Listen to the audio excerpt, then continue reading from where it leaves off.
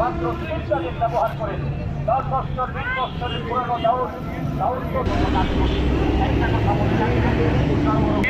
এর প্রভাব আপনার কৃষ্টির উপর পড়ার সম্ভাবনা রয়েছে। আর সেই জীবন অংশগ্রহণ করে বান্দার প্রতিটি মনন